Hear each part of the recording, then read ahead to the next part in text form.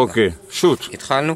אז אמרנו שאנחנו עומדים ליד בוצין מפורץ, ואמרנו מקור השם בוצין מנורה.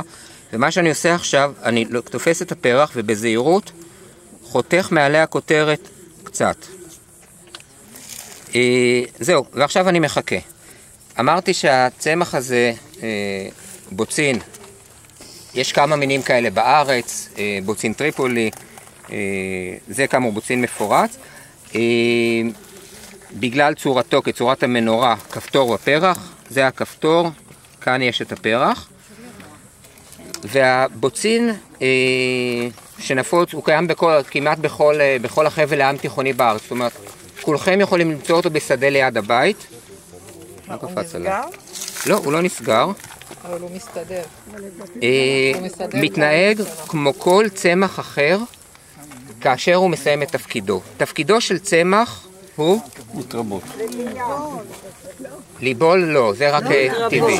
למשוך חרקים. להתרבות. למשוך חרקים זה רק אמצעי, זה לא מטרה.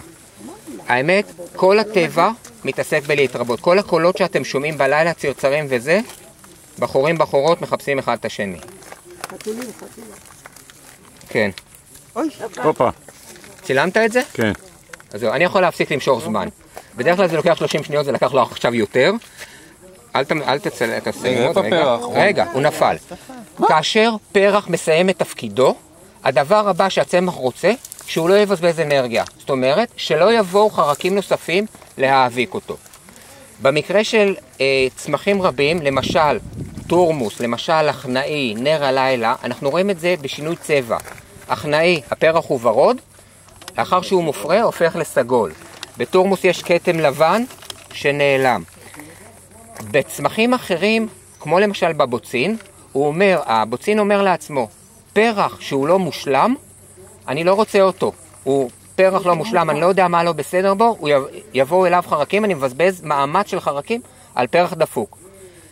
קראתי לו 2 עלי כותרת. פרקטית, לא עשיתי שום דבר לפרח, לעברי הרבייה שלו. אבל הפרח הרגיש שמשהו פה לא בסדר. משהו לא בסדר. והוא התאבד. והוא פשוט זרק את עלי הכותרת. פשוט, אם ראיתם, אני לא נגעתי בו. פשוט שחרר אותם. תודה רבה. מהקבוצה השנייה